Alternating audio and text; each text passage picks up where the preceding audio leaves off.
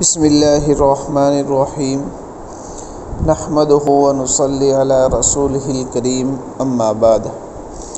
محترم دوستو بزرگو، کل گزشتہ آپ لوگوں کے سامنے بیان کیا تھا کہ ہم انشاءاللہ آج فضائل سورہ اخلاص کو پڑھیں گے، یعنی سورہ اخلاص کے جو فضائل ہے وہ کیا ہے اس کو آپ لوگوں کے سامنے آج کی اس مجلس کے اندر انشاءاللہ بیان کیا جائے گا۔ تو سب سے پہلا یہ ہے کہ حضرت ابو سعید خدری رضی اللہ تعالیٰ عنہ سے روایت ہے کہ ایک آدمی نے دوسرے سے قل هو اللہ احد سنی، یعنی پڑھنے والا اس کو بار بار پڑھ رہا تھا۔ جب صبح ہوئی تو یہ سننے والا نبی کریم صلی اللہ علیہ وسلم کی خدمت میں حاضر ہوا اور آپ صلی اللہ علیہ وسلم سے عرض کیا کہ اے نبی کریم صلی اللہ علیہ وسلم، فلاں شخص رات کو بار بار سورہ قل هو اللہ احد پڑھ رہا تھا، اور جو پوچھنے والا تھا اس کا بیان کرنے کا انداز ایسا تھا جیسا کہ وہ اس کے بار بار پڑھنے والے عمل کو کم اور معمولی سمجھ رہا تھا، اس لیے اس نے ایسے انداز سے بیان کیا تو نبی کریم صلی اللہ علیہ وسلم نے ارشاد فرمایا، بے شک یہ سورت تہائی قرآن کے برابر ہے، یعنی اس کے پڑھنے پر تہائی قرآن شریف پڑھنے کا ثواب ملتا ہے۔ گویا جو سوال کرنے کا مقصد تو کچھ اور لے کر آیا تھا، تو وہ تو یوں سمجھو کہ پورا ہوا ہی نہیں کہ یہ بار بار کیوں پڑھ رہا تھا، اس کی کیا ضرورت تھی۔ تو نبی کریم صلی اللہ علیہ وسلم نے اس کا جواب اس طرح دیا کہ اس کو اس کا اجر اور ثواب بتلا کر اس کی اہمیت کو، یعنی سورہ اخلاص کی اہمیت کو اس کے سامنے بیان کیا اور اس کی اس اہمیت کو اس شخص کے سامنے اجاگر کی۔ اسی طرح دوسری روایت ہے جس کے راوی حضرت ابو ہریرہ رضی اللہ تعالیٰ عنہ ہے، ان کی یہ روایت مسلم شریف کے اندر بھی موجود ہے۔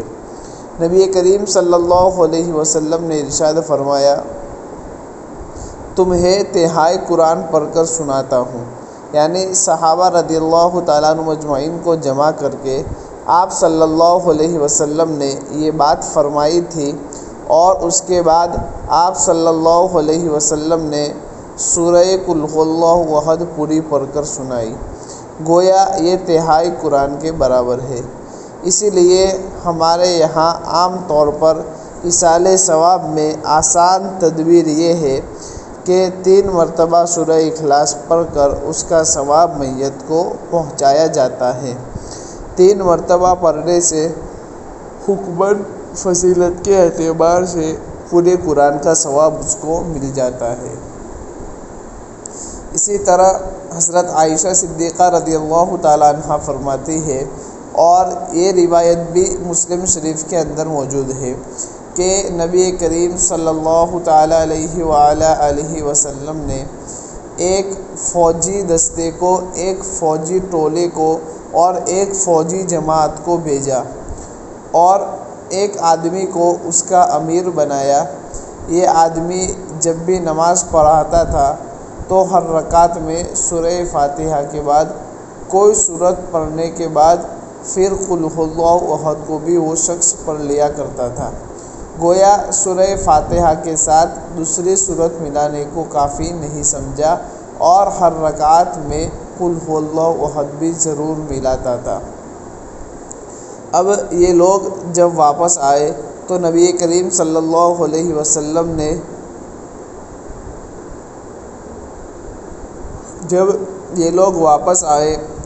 نبی کریم صلی اللہ علیہ وسلم سے لوگوں نے اس کا تذکرہ کیا، تو آپ صلی اللہ علیہ وسلم نے اس آدمی سے پوچھا کہ تم ایسا کیوں کیا کرتے تھے؟ تو اس نے جواباً عرض کیا، جواب میں کہا کہ اس میں رحمان کی اور اللہ تبارک و تعالیٰ کی صفات کو بیان کیا گیا ہے، اس لیے میں اس سورت کو بہت زیادہ محبت کرتا ہوں اور مجھے یہ سورت بہت زیادہ محبوب ہے کہ میں اس کو پڑھا کروں؟ تو نبی کریم صلی اللہ علیہ وسلم نے فرمایا اسے بتلا دو کہ اللہ تبارک و تعالیٰ اسے محبت فرماتے ہیں۔ اسی طرح ترمذی شریف کی روایت ہے کہ حضرت انس رضی اللہ تعالیٰ عنہ نے یہ روایت بیان کی اور یوں کہا کہ ایک شخص نے عرض کیا یا رسول اللہ میں قل هو اللہ احد سے محبت کرتا ہوں۔ آپ صلی اللہ علیہ وسلم نے فرمایا اس صورت سے تیری جو محبت ہے اس نے تجھے جنت میں داخل کر دیا۔ اسی طرح حضرت کلثوم بن حدم رضی اللہ تعالیٰ عنہ جن کے گھر میں نبی کریم صلی اللہ علیہ وسلم نے قیام فرمایا تھا۔ یہاں سمجھیے ایک بات کہ جب نبی کریم صلی اللہ علیہ وسلم ہجرت فرما کر مدینہ منورہ تشریف لائے تو آپ صلی اللہ علیہ وسلم کا سب سے پہلا جو قیام 14 دن یا 24 دن کا جو ہوا تھا وہ قباء میں رہا تھا۔ تو قباء میں حضور صلی اللہ علیہ وسلم نے ان کے گھر میں قیام فرمایا تھا اور وہ قباء والوں کے امام تھے، یعنی حضرت کلثوم بن حدم رضی اللہ تعالیٰ عنہ یہ قباء والوں کے امام تھے۔ جب نماز پڑھاتے تھے تو سورہ فاتحہ کے بعد کوئی سورت پڑھنے کے بعد پھر قل هو اللہ احد پڑھتے تھے۔ تو لوگوں نے کہا کہ یہ سورت یعنی قل هو اللہ احد پڑھتے ہو تو اسی کو پڑھو، دوسری سورت نہ پڑھو۔ تو انہوں نے جواب میں کہا کہ اگر تم کو میری امامت منظور ہے تو ٹھیک ہے، میں اس طرح پڑھوں گا، ورنہ میں الگ ہو جاتا ہوں۔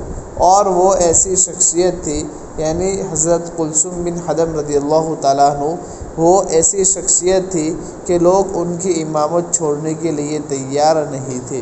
تو لوگوں نے پھر نبی کریم صلی اللہ علیہ وسلم سے شکایت کی کہ یہ ایسا کرتے ہیں۔ حضور صلی اللہ علیہ وسلم نے ان سے پوچھا تو انہوں نے وہی جواب دیا کہ مجھے اس صورت کے ساتھ بہت زیادہ محبت ہے، اس میں اللہ تبارک و تعالیٰ کی صفات بیان کی گئی ہے۔ تو نبی کریم صلی اللہ علیہ وسلم نے فرمایا تمہاری اس محبت نے تم کو جنت میں داخل کر دیا۔ حضرت سعید ابن المسیب رضی اللہ رحمۃ اللہ علیہ سے روایت ہے کہ نبی کریم صلی اللہ علیہ وسلم نے فرمایا کہ جس نے 10 مرتبہ قل هو اللہ احد پڑھ لی اس کے لیے جنت میں ایک محل بنا دیا جائے گا، اور جس نے 20 رکعت پڑھ لی اس کے لیے جنت میں 2 محل بنا دیے جائیں گے، اور جس نے 30 مرتبہ پڑھی اس کے لیے جنت میں 3 محل بنا دیے جائیں گے۔ یہ سن کر حضرت عمر رضی اللہ تعالیٰ عنہ نے سوال کیا یا رسول اللہ صلی اللہ علیہ وسلم، اللہ کی قسم اس صورت میں تو ہم 10 مرتبہ اس صورت میں تو ہم 10 مرتبہ اس صورت پڑھ کر اپنے لیے بہت زیادہ محل بنا لیں گے۔